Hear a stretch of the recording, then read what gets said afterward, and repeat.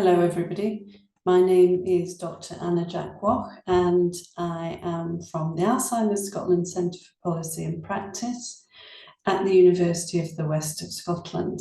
And today I'm going to be talking about the digital transformation of Scotland's National Dementia Champions programme. And first of all, I'm going to outline what the programme that we've been delivering for the last 11 years looked like before we did the digital transformation. So it's a 5-day continuing professional development programme that was delivered in person, face-to-face, in 5 different sites over 5 days across Scotland. So essentially at that point, we were taking the education for health and social care qualified practitioners to sites within their area to make it straightforward for them to access that education.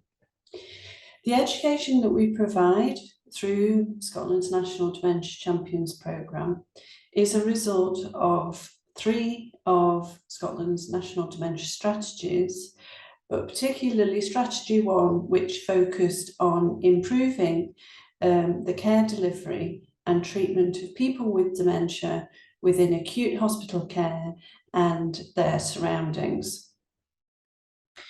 The underpinning approaches to this programme initially start with the human rights-based approach and the Charter of Rights for people with dementia and their families in Scotland.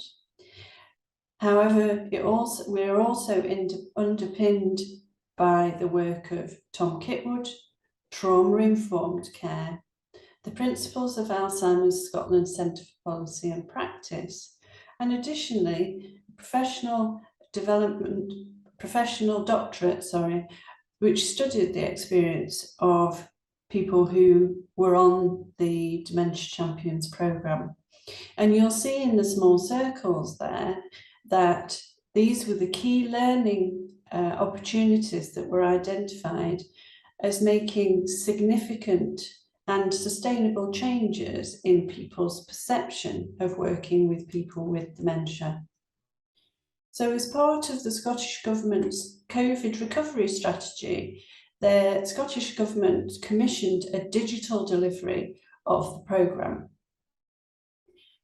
We use the same approaches and values and content, which was adapted slightly to deliver the digital programme. Where we were lucky was that we'd got the findings of the professional doctorate study to actually guide what kind of content was really effective in making change for acute hospital staff, and also how it was delivered.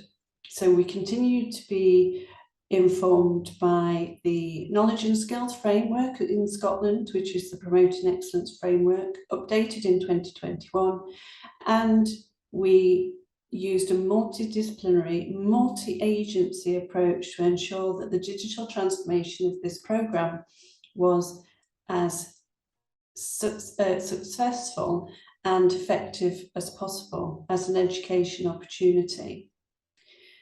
The pivot took all of these people to do it.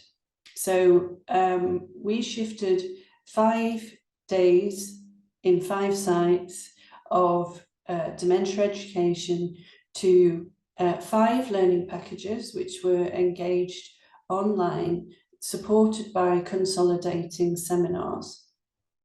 In the 5 learning packages, we had a range of NHS education, Scotland learning resources, videos that we had specially made for the programme, and 10 of which were by people with dementia. You can also see that we have our key stakeholders who helped us to do this digital transformation.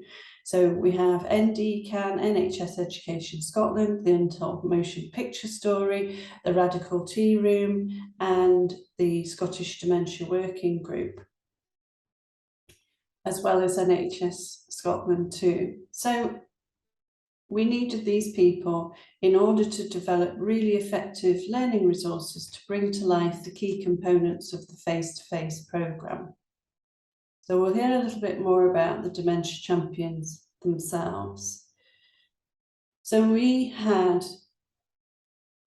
a group of people that were focused predominantly on people who provided care on the front line. So staff nurses, senior nurses, allied health professionals, lots and lots of either nurse leaders or allied health professional leaders. Now, unfortunately, we found, because of the time that the programme was delivered, we actually coincided with the final 2021 wave of COVID, which went from November to March. So November 2021 to March 2022 was a really big wave of COVID in Scotland, as it was across the world, but this impacted directly on how many people were able to continue on the programme for the reasons listed in the slide. So in terms of evaluative feedback, what we found was how the Dementia Champion learners evaluated the study days was very similar to how previous study days were evaluated, but across the board there was a slight drop in enjoyment. What was fed back was that the films by and the films which featured people with dementia and their families continued to receive very, very positive feedback as being very effective for learning. And we talked about the percentage rates of people who would change their practice based upon the different learning packages. And we highlight that learning package 3 gets 100%. So, well, within that learning package, 100% of people said that they would change their practice. Some of that is because of the content, because it's about skills of communication, skills of assisting people with personal care. However, it is also within a programme on the third day or the third seminar where we really see that the Dementia Champions are starting to fully understand the implications of their role and what is demanded of them to be a Dementia Champion. We always do evaluative research into the programme and have done since 2011. And what we found, again, with the research that we used, the approaches to dementia questionnaire, the dementia knowledge assessment scale, and the self-efficacy scale, we found that the digital learning findings, results, was comparable to the face-to-face digital, the face-to-face delivery. What was different, unfortunately, they're not directly comparable because we had less people participating in the research during the digital delivery. So that's something for our research team to think about in the future. But we saw a similar level of change in those tools and scales to when we were delivering the programme in person. So we're drawing to the end of my presentation here, but I'm just going to give you a few minutes to look at the different pieces of peer-reviewed articles that we have, and you may wish to take a photograph of that list if you wish to follow up and read any of the published articles at a later date. I'd also like you to invite you to follow us on Twitter or follow me, and if you want to follow the work of the Scotland's National Dementia Champions, please have a look at the work on the hashtag #OneWeThink. Thank you very much, and I hope that you've enjoyed this presentation.